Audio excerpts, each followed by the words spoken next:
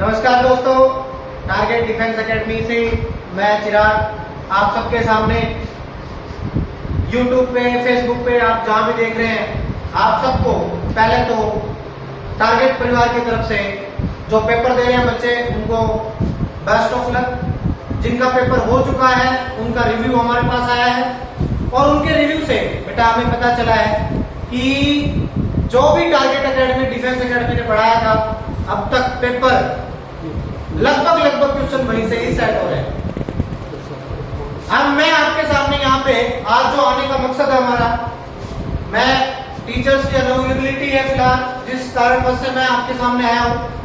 और सारी शिफ्ट का आपको पता ही है कि मैं फिजिक्स पढ़ाता हूँ, तो फिजिक्स में जितनी भी शिफ्ट अब तक हुई है, जो भी मेरा भाई यूट्यूब पे, फेसबुक पे देख रहा है, उसके लिए बहुत इंपॉर्टेंट वीडियो है।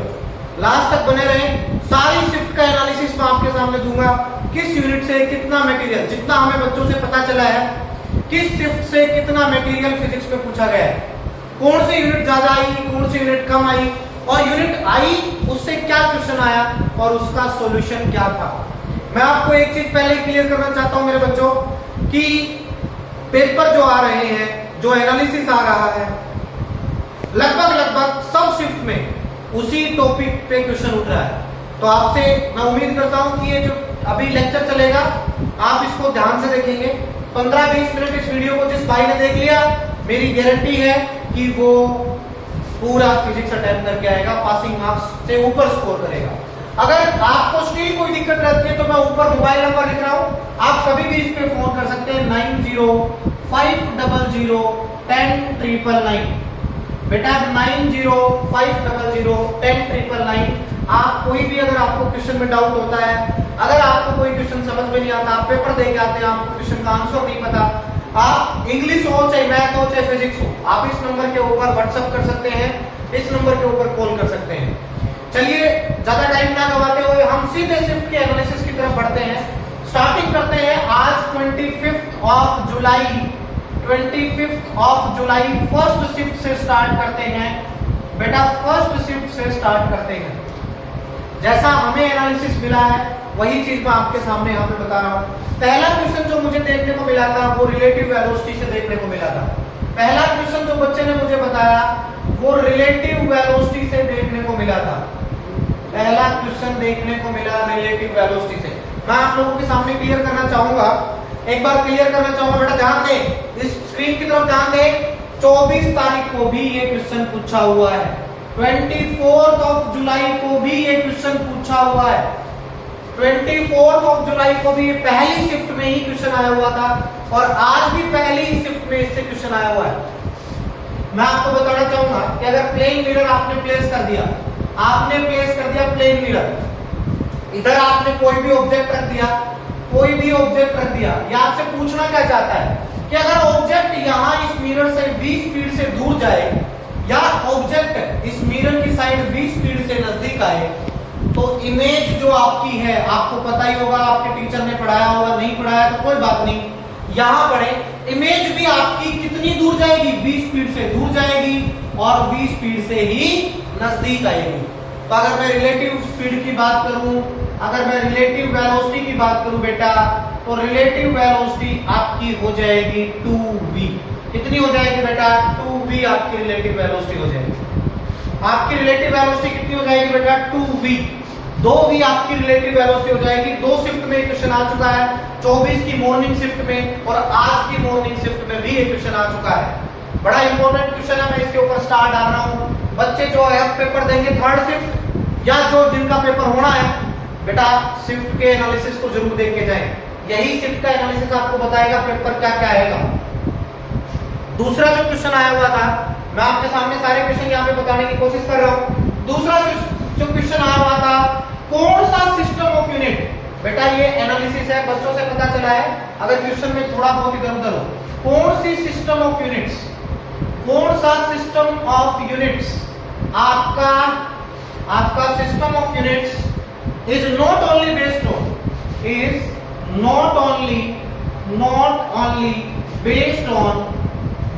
On mass, length and time.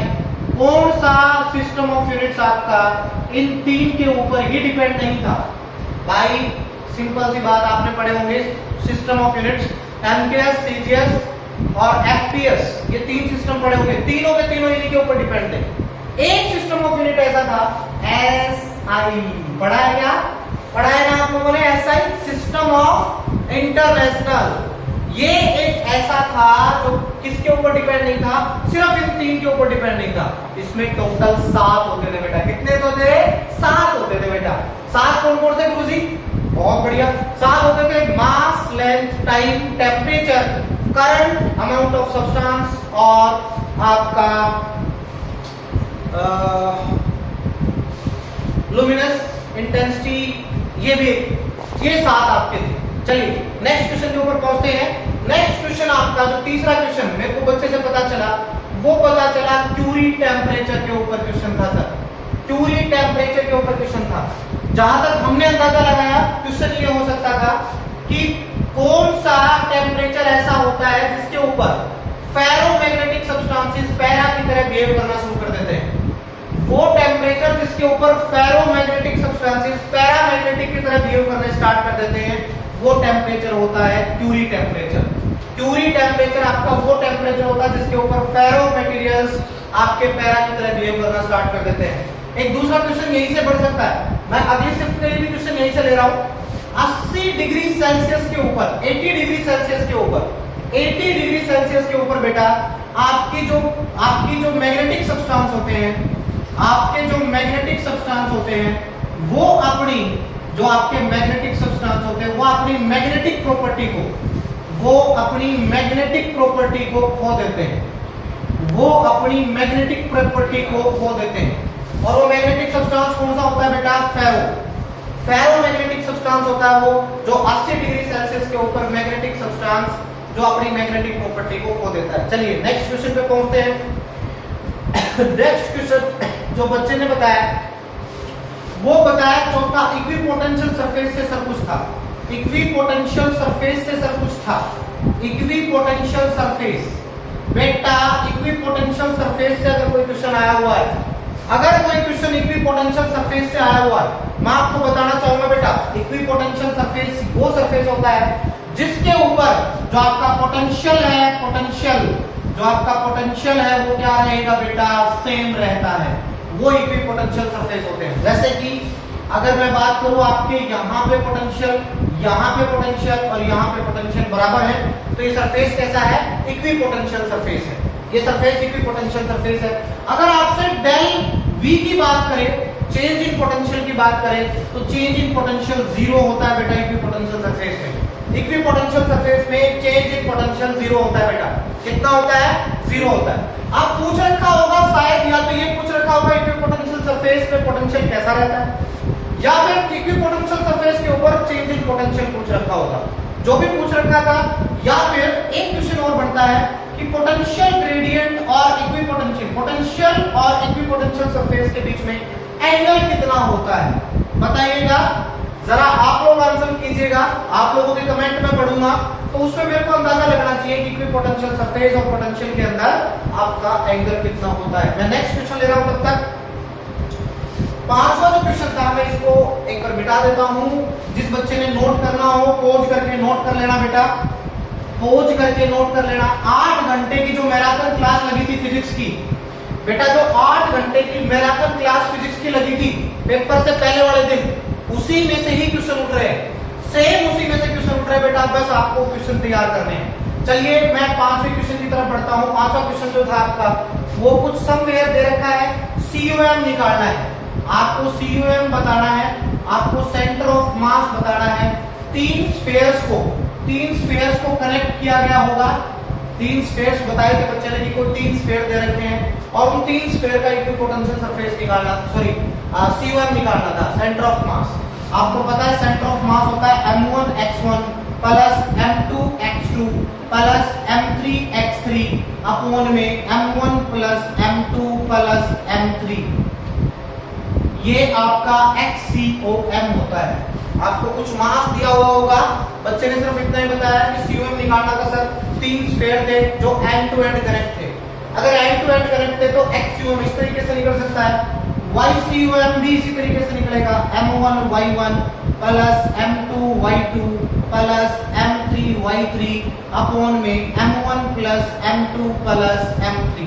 तो ये बेटा आपके COM पॉइंट निकलाएंगे सेंटर ऑफ मास, जिसपे अगर मैं एक उंगली पे बुक को उठा दूं तो वो बुक का सेंटर ऑफ मास कहलाता है बेटा। चलिए एक मैं अच्छी चीज बताना चाहूंगा, ग्रेविटेशन से क्वेश्चन नहीं पूछा हुआ, ग्रेविटेशन से कोई क्वेश्चन नहीं था, ना ही कोई काइनेमेटिक्स से क्वेश्चन, बच्चे ने जहां तक बताया है ना ही कोई काइनेमेटिक्स से क्वेश्चन था। हाँ 6th क्वेश्चन था, बहुत इंपॉर्टेंट क्वेश्चन, बहुत इंपॉर्टेंट, मैं बार बार बता चुका हूं बेटा, बार बार बता चुका हूं। सेमीकंडक्टर की कंडक्टिविटी पूछ रखी थी, सेमीकंडक्टर की कंडक्टिविटी, सेमीकंडक्टर की कंडक्टिविटी पूछ रखी थी, सेमीकंडक्टर की कंडक्टिविटी, सेमीकंडक्टर की कंडक्टिविटी पूछ रखी है बेटा कि सेमीकंडक्टर की कंडक्टिविटी कितनी होती है। एग्जैक्ट क्वेश्चन नहीं है, एग्जैक्ट क्वेश्चन हमें नहीं मिला है, लेकिन इसमें कुछ घुमा फिरा के बच्चे ने जैसा बताया कि सेमीकंडक्टर से रिलेटेड तो कुछ था जिसमें कंडक्टिविटी के रिलेटेड कुछ क्वेश्चन किया गया है, सेमीकंडक्टर में कंडक्टिविटी के रिलेटेड कोई क्वेश्चन किया गया है। अगला जो क्वेश्चन है आपका, जो 7th नंबर क्वेश्चन जो बच्चे ने मेरे तक पहुंचाया है, 7th नंबर क्वेश्चन है आपका कि डेंसिटी के ऊपर, मेरे भाई समझना, डेंसिटी दे रखी है दो, एक D1 एक D2, मेरे पास दो डेंसिटी दे रखी है D1 और D2, मेरे को ratio of velocity of sound निकालना है, मेरे को ratio of velocity of sound निकालना है। बहुत इजी बेटा, मैं बार बार ये क्वेश्चन करवाता आया हूं आपको, इसी से एक क्वेश्चन पिछली शिफ्ट में आया हुआ था, इससे जो प्रीवियस शिफ्ट थी उसमें पूछा हुआ था v = n लैम्डा के ऊपर, यहाँ पे v आपका वेलोसिटी ऑफ साउंड है और n यहाँ पे फ्रीक्वेंसी और यहाँ पे वेवलेंथ है लैम्डा। क्या रहता है बेटा, जो मेरे से पढ़ा हुआ है वो बोल दो एक बार जय हिंद, जय हिंद बोल दो, जय हिंद। सर हमको बताया था आपने कांस्टेंट रहता है बेटा, बहुत बढ़िया। तो वेलोसिटी ऑफ साउंड बेटा मैंने बहुत बार बताया था, velocity of sound directly proportional to temperature, root of temperature बताया था मैंने, और velocity of sound is inversely proportional to root of density. तो बेटा बता दो, आप बता दोगे आप v1 upon v2 is equal to root of d2 upon में d1, ये रेशियो रहा होगा कहीं, ये रेशियो रहा होगा। चलिए बहुत बढ़िया। अगला जो क्वेश्चन पूछ रखा है बेटा, 8 क्वेश्चन अब तक मेरे पास मिले हैं इस शिफ्ट से, बहुत बढ़िया। ये मॉर्निंग शिफ्ट है, ये A2 शिफ्ट है, ये बेटा A2 शिफ्ट है, A2 शिफ्ट है, फर्स्ट शिफ्ट है, A2 शिफ्ट है, A2 शिफ्ट है। B2 के अभी क्वेश्चन आए नहीं है, जैसे ही क्वेश्चन आएंगे मैं उसका सॉल्यूशन भी आपके सामने करवा दूंगा। बेटा क्वेश्चन पूछा हुआ है कि टेम्परेचर के इंक्रीज करने पे, टेम्परेचर के इंक्रीज करने पे, बहुत बढ़िया क्वेश्चन पूछा हुआ है, टेम्परेचर के इंक्रीज करने पर कंडक्टिविटी इंक्रीज होती है किसकी, टेम्परेचर के इंक्रीज करने पर कंडक्टिविटी इंक्रीज होती है, किसकी इंक्रीज होती है बताइए जरा। बहुत बढ़िया क्वेश्चन है, बहुत ही बढ़िया क्वेश्चन है। देखिए कंडक्टिविटी एग्जैक्टली क्या होती है, कंडक्टिविटी में बार बार आपको बता चुका हूं कि कंडक्टिविटी एग्जैक्टली क्या होती है बेटा, sigma is equal to inverse of rho, आपका रेजिस्टिविटी की उल्टी होती है, आपकी रेजिस्टिविटी की क्या होती है, उल्टी होती है। अब जब आप कंडक्टिविटी इंक्रीज किसकी होगी, टेम्परेचर के बढ़ाने पे, किसकी होगी बताइए। बहुत ही इजी क्वेश्चन में हिंट भी दे चुका हूं आपको, ये क्वेश्चन आप खुद कर सकते हैं। चिराग सर से पढ़े होंगे तो जय हिंद बोल दीजिए, जय हिंद बोल दीजिए एक बार। चिराग सर ये क्वेश्चन तो हमें आता है, आपने बार बार बताया था रेजिस्टेंस कब बढ़ता है, कंडक्टिविटी कब बढ़ती है, रेजिस्टिविटी कब बढ़ती है। तो ये आपका 25 तारीख का शिफ्ट 1 था जो मैंने आपके सामने डिस्कस किया। जय हिंद, जय भारत। ऐसे शिफ्ट में बने रहने के लिए देखते रहिए टारगेट डिफेंस एकेडमी को, लाइव चैनल को ज्यादा से ज्यादा सब्सक्राइब और लाइक शेयर करें इस वीडियो को, ताकि ये वीडियो दूर तक पहुंच पाए, लोगों तक पहुंच पाए और वो अपनी शिफ्ट अच्छी कर पाए। नमस्कार।